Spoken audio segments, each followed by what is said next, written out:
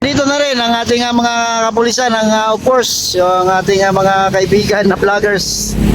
So yan ang ating mga kapulisan, bantay na rin yan, bantay na rin yan sa susugod ng mga reyesta. Nandiyan na sa kabila, nakita ko na lumapit sila ng konti. No, lumapit sila ng bahagya.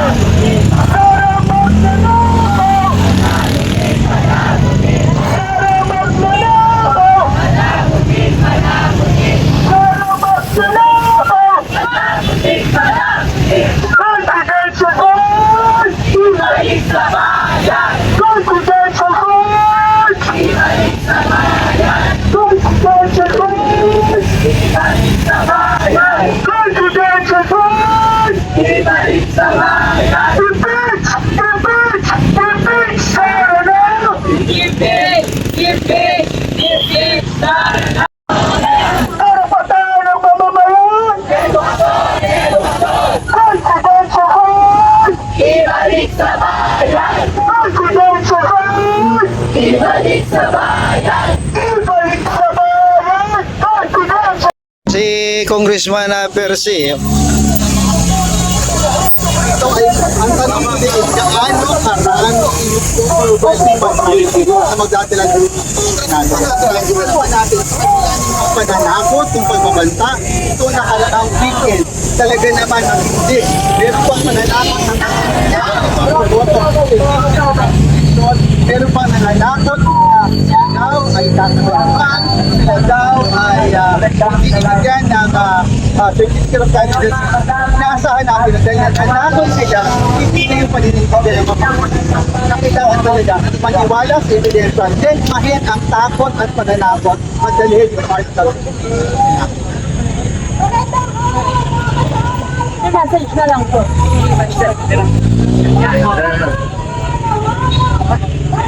VP Sara Duterte, ito yung pangalawang pagkakataon na i-impeach ka ng Kongreso. At sabi nga nila, meron kang second chance para harapin ito sa Senado to state their case. Kasi sa kabuuan ng impeachment process, wala kang ginawa kundi deadmahin ang proseso. Wala kayong ginawa kundi baliin ang proseso, i-delay ang ating impeachment process. Sa Senado ka magpaliwanag. Serve your day in court na deserve ng kauntayan ang paliwanag na utang mo yun ang katotohan. Okay. Thank you. Ganit. Kapag malinaw ang ebidensya, kapag malinaw ang tinuturo ng konsensya taon para mangyari uli itong proseso ng paglalabas ng katotohanan. Nakalulungkot na 2 months ago, nag-endorse na tayo ng wala impeachment complaint, pero na 4th week, pero sa Senado at hinarap pa ng Supreme Court. Pero ang araw na ito, araw ng tagumpay. Araw ng tagumpay ng katotohanan at katarungan laban sa mapang-api, mapanira at marahas na mga Duterte. On this day, we will impeach Sara Duterte again. Paulit natin, we will impeach Sara Duterte again. At mangyayari yan dahil sa tapang ng bawat isa. Panawagan natin sa Senado. Ninakawan nyo na yung first impeachment complaint ng kanyang day in court. Utang nyo sa taong bayan to give this impeachment complaint its day in court. Utang nyo sa taong bayan to hear the evidence na matindi talaga nagnakaw sa kabanang bayan ng abuso sa kapangyarihan. To the Senate, fulfill your constitutional mandate. Walang delay-delay, walang harang-harang. Gawin nyo ang trabaho nyo at ang taong bayan patuloy na magbabantay.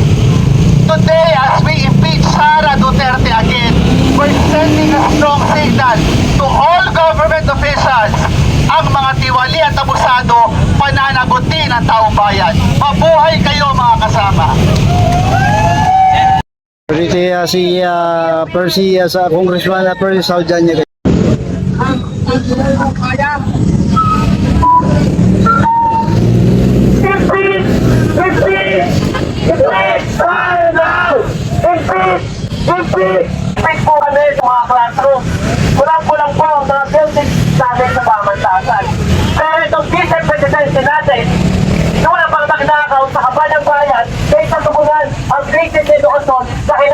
nating mga kabataan. Tama po ba yun? Mali!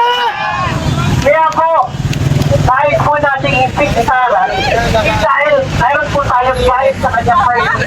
Pero dahil hindi po niya magampanan ang kanyang tungkulin sa pagsilbihan ng mamamayan at ng mga kabataan. Kaya po, ang ating panawagan, impik Sara! Confidential fund! Ibalik sa bayan! Ibalik sa bayan! Confidential fund! Maraming salamat po. Invest! Invest! Sara now! Invest! Invest! Invest! Sara now! Maraming salamat mga kasama. Nasaan ka ngayon sa panahon ng tagpe-tagpeng krisis? Nasaan ka, Sara Duterte, kung kailan naghahanap ng pagpapanagot ngayong krisis? Ng pulis galing sa QCPD.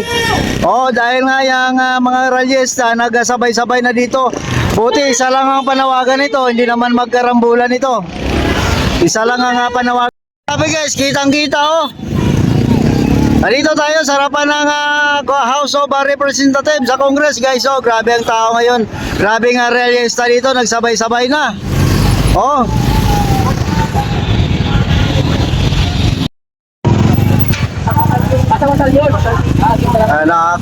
Okay na to na malayo, at least nakikita nyo, no? Kasi kung lalapit ako, malapit nga, pero shutdown naman ako kasi overheat na yung cellphone ko. Ang init guys, grabe. Ang init dito. Sa labat na mga ralyesa, nagsabay-sabay, nag-combine na sila as one. Palis ng isang grupo, ito yung naunang grupo kanina. No? Tindig Pilipinas, Akbayan, ano pa ba? SCAP, no? ECEP.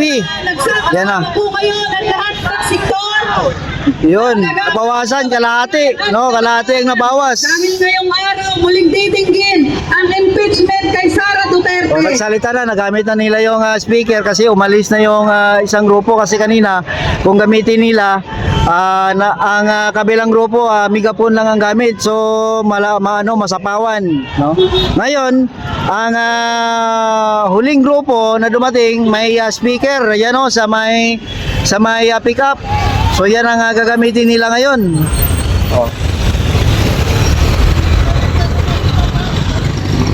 Yan, maganda yan kasi maririnig natin talaga, no?